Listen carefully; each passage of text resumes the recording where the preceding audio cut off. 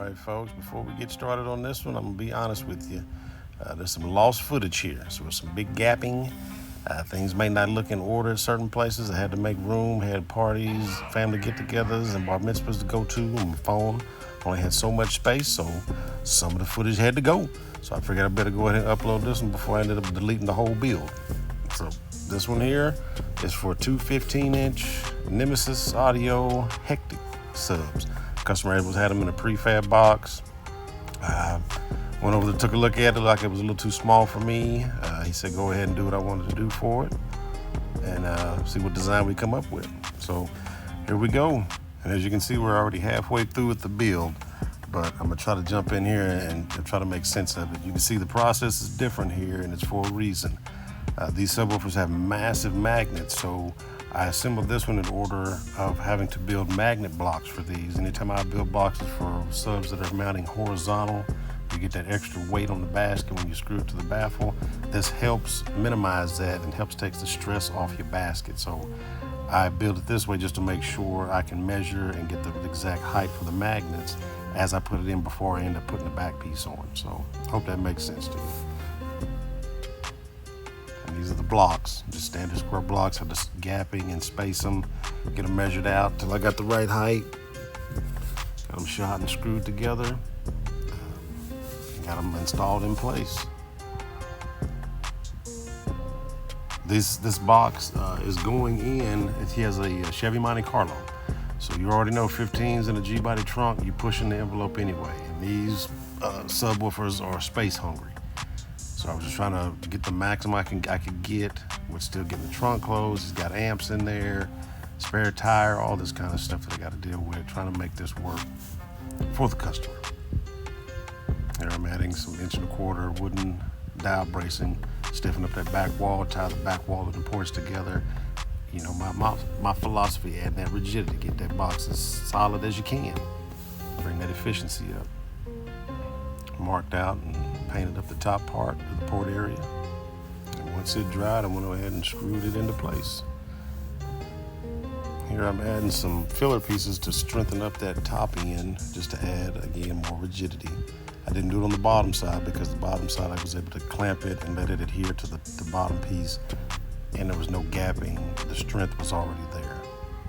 Here I'm utilizing the piece that I had clamped into it when I cut the speaker hose out, just to give me a template to mark against, and then I'll build another template out of the 1/4 inch MDF and staple it in place. That way I can get my flush trim router, and I'll be able to round that out and continue that hole. You see, notching it on down just as far as I need to go, just that 3/4 section. So the tops and the bottoms are exactly mirrors of each other now when I put it together.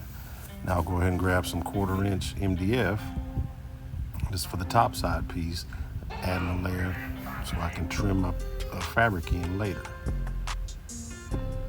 Added that glue, shot it into place, and you can see that lip, which if you've seen the videos, that's the whole reason I put them on the router, cut that rabbit edge on it so I can tuck that fabric in later on. I'll repeat the process to the front baffle as well. I secured it in place using a couple of well-placed brad nails, roughed it out with the jigsaw, and then hit it with my flush trim bit. Once I got all that done, pried it back off, took it over to the routing table, cut those rabbit edges on them, then went back and applied it permanently. Put some glue covers down and shot it down with some more brad nails. While that was drying, I flipped it on over, went ahead and cut out a couple of the speaker terminal holes for each sub. Flipped it back over, did some spot painting on the port. Now we can get ready to wrap this joker. I'm gonna wrap the sides and the back all in one piece. That's that long strip. So it's 2-part contact adhesive. Spray both pieces, let it air out for about 60 to 90 seconds till the tackiness is gone, and then just start applying it. Walking it around, smoothing everything down in place. Give them a little tucking tool, hit them little rabbit edges. That way you're not cutting trying to match any seams. Putting that rabbit edge helps tremendously. There's the top and the front piece, front baffle. Same steps, masked off everything just to minimize overspray. Started with the top piece, rubbing it on in half, doing each side halfway, and just walk myself around. This fabric came from Crutchfield. If anybody was wondering, they offer black, charcoal gray, and light gray. I think that's the 3 colors they have. roughed everything in, flipped it over, shot the staples all around on the bottom just to prevent the fabric lift over time. Wired up, upgraded the speaker terminals. I think that was 12 gauge, 10 gauge speaker wire. Screwed those and mounted them on in place. Final touch up on the ports and some areas I didn't like. Did some more light sanding, hit it again. And that's it. It's complete. Again, this is going in a late 80s model SS Monte Carlo. That's what it's built for. So now we'll go ahead and start double checking, testing, and wiring up these subs.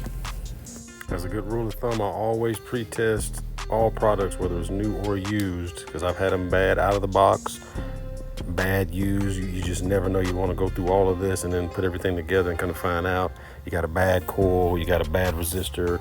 You know, it just helps speed up the process and minimize downtime for you.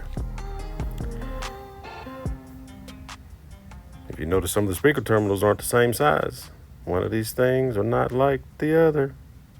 If you picked up on that, I did. I didn't the first time, but I was like, man, these are different. So somebody been in here messing with them. But anyway, so I took a couple of scrap pieces left over off the fabric just to add to these mounting blocks for the magnets, just for noise cancellation, any rub or anything like that may happen on down the line in the future. Just preventative measure. That's all that is. Set the subwoofers in, align the logos, look symmetrical with one another, pre-drilled the holes, and mounted these jokers in. And there we have it. Now you can see the difference in port size opening. Them subs were struggling in that smaller box. I took one look at them and was like, hey man, your subs got COPD, brother.